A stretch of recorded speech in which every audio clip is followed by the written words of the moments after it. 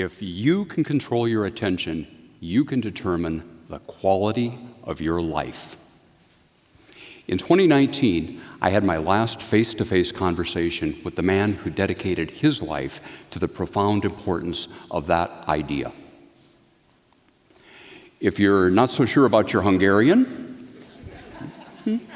or you just know him as the flow guy, which is fine, Mihai Csikszentmihalyi made it simple. He just welcomed everyone to call him Mike. For 21 years, it was the honor and privilege of my life to have him as my mentor, research collaborator, and friend. Much of the world today knows him as the father of flow. If you're new to the idea of flow, I'd like to take you to a place in your life where challenge and enjoyment meet. We oftentimes think of those as separate, but in flow, they're one. Is there something you love to do, something challenging that you love to do for its own sake? When you're fully absorbed in that activity, is time distorted? Maybe hours pass as if they're minutes. Does your self-consciousness disappear? Do you have clear goals so you know what to do from step to step to step? Do you get immediate feedback from the activity itself so you know when you're doing well and you know when you need to correct?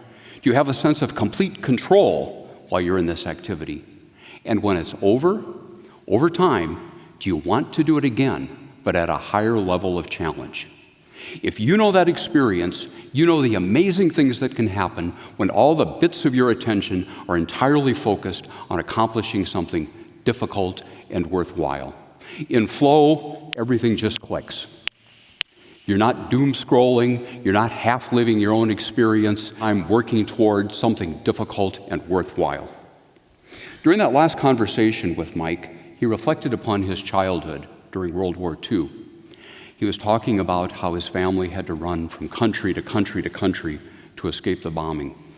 He was talking about how he nearly died from an infection after shards of glass came raining down on him after a giant glass canopy collapsed on top of him.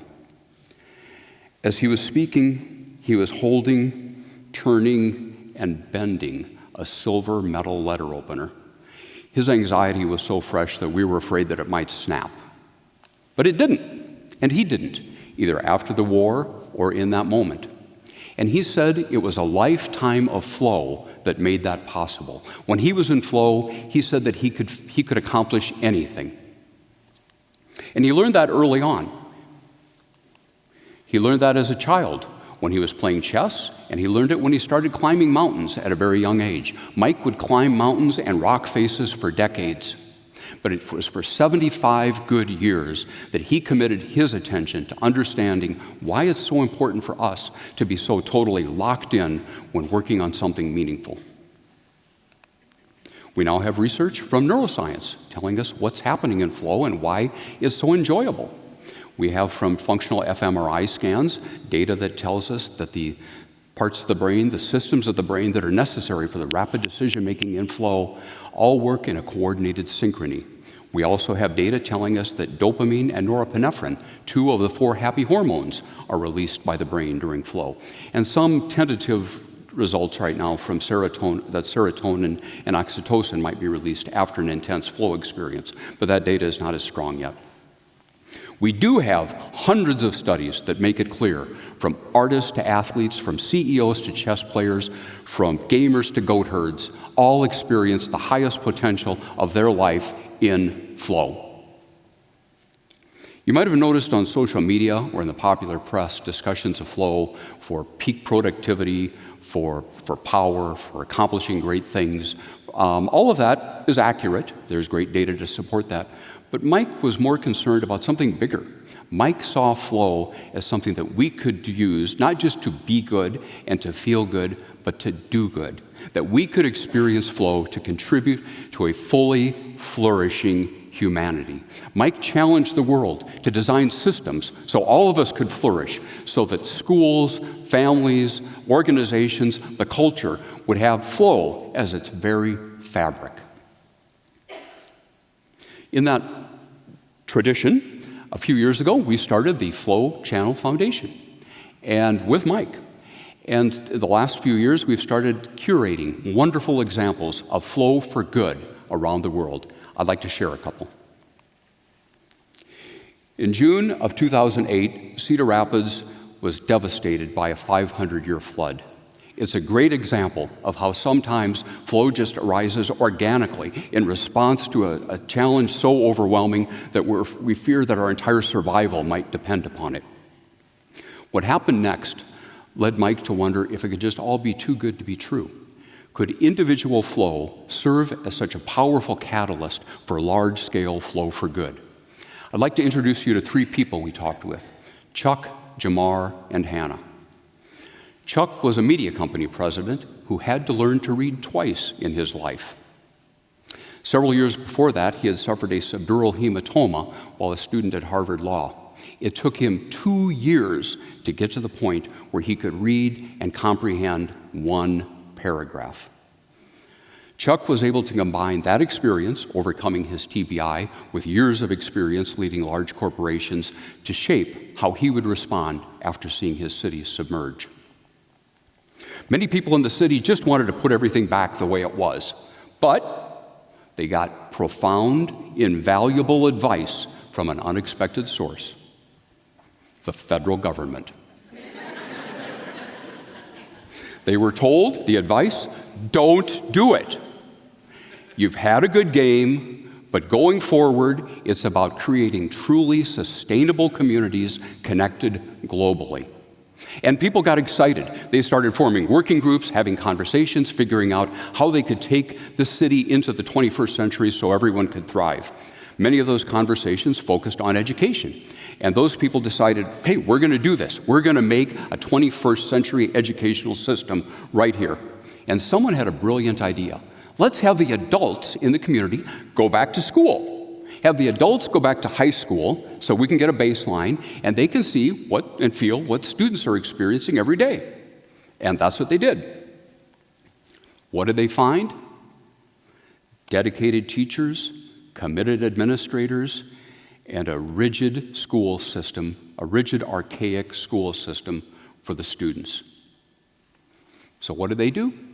They formed a new high school. They put together a new school with an optimistic name, called it Iowa Big.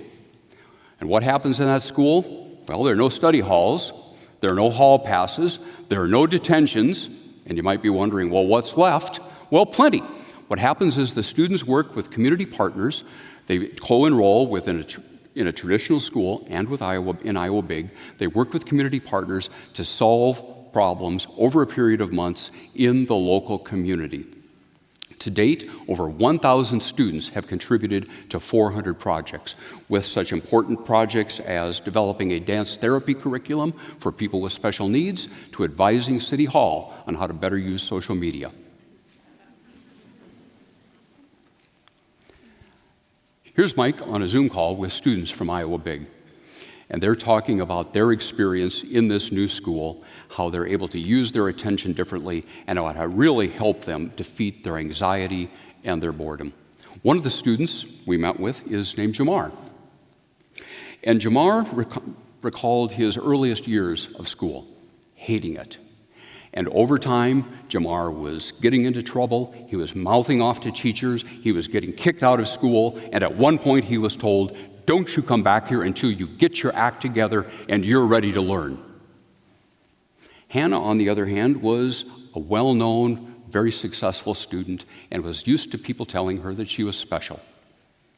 At Iowa Big, Hannah and Jamar had to take on big projects. They were responsible for a large piece of work. They were using their attention differently. They were getting an entirely new form of feedback, and remarkable things were happening, and they offered great testimonials.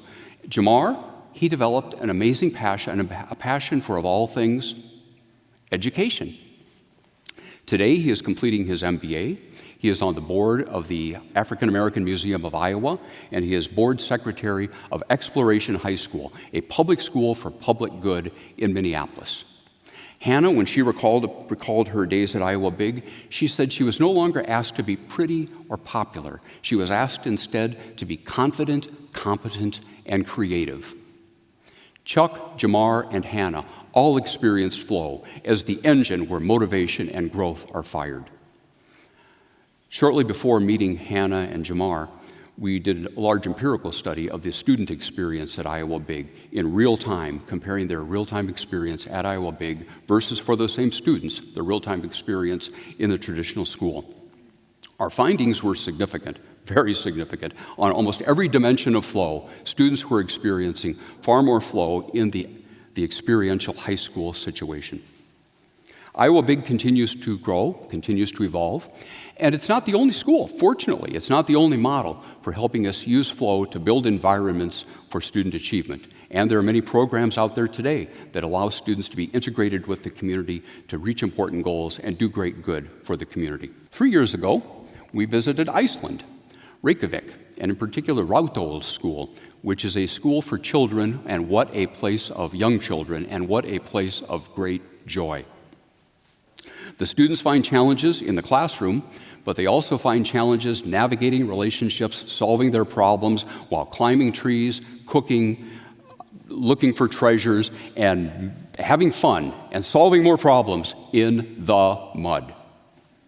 In 2018, Ráðhús gave Mike an award because Ráðhús is built upon flow. It's the curriculum of flow. Gave him an award for all the amazing things that have happened in the school because of flow, and for the thousands of lives that those children will touch because of their experience with flow. So you might be wondering, well, why does it matter? Why should we have to worry about designing environments for flow, designing systems for flow? Isn't everything good enough the way it is? Well, the data are pretty sobering. Gallup and the Walton Family Foundation released their latest poll, their latest study, Voices of Gen Z study, which they do every year. And nearly half of Gen Zers say that they are not challenged in a good way in school. Many students after school, after they graduate at any level, they can't wait to get on with their careers and really make wonderful, amazing things happen in their lives. Unfortunately, for so many of them, their experience is a continuation of that traditional school experience.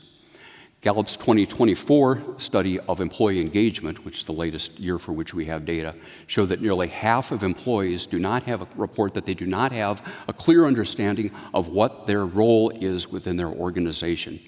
And nearly half of them say that they don't feel that there's anyone within their organization who cares about them or their development. Mike cared profoundly about business and the importance of business in helping us create satisfaction and meaningful lives. When he was writing his book, Good Business, he interviewed leading executives around the world who built environments for flow and found ways also to contribute to the greater good. For the last 15 years of his life, he worked with colleagues in Hungary to develop a simulation of a video game called Fligby. Flow is good business for you. And your goal, as the person playing Fligby, is to make a profit, to increase sustainability, and to create opportunities for people to experience flow. The good news is that all of us can experience flow in our individual lives and in our systems if the basic preconditions for flow are present. When doing a task, do we have clear goals? Do we have a good balance between our level of skill or perceived skill while doing that activity and the challenge required of us to be successful so that we can enter what's called the flow zone? Do we get immediate feedback from the activity itself so that, as I said, you know when you're doing well and you know when you need to correct? And of course, it helps to be in an environment that's supportive, that encourages you, and there is no fear. And lastly, I'll just add, it's tremendously important to have as few distractions as possible, which is quite difficult in the world we live in today, of course. When writing his book, Stolen Focus, Johan Hari interviewed Mike, and Hari wrote in his book the following: "We all have a choice between two profound forces, fragmentation or flow. Fragmentation makes you smaller, shallower, angrier. Flow makes you bigger, deeper, calmer. Fragmentation shrinks us, flow expands us." We often hear that time is our most important resource. I don't think it's time. I think it's attention. Because how you use your attention determines how you use your time. It determines the challenges that you take on. It determines how much you enjoy daily life. And it determines how you help others enjoy their lives as well. So I'd simply ask of you to think about what you create when you experience flow. But I'd also like you to think about what you can create when you experience flow, not just to be good and to feel good, but to do good, when you are contributing to the well-being of others. You will be a part of what Mike called a fully flourishing humanity. Thank you.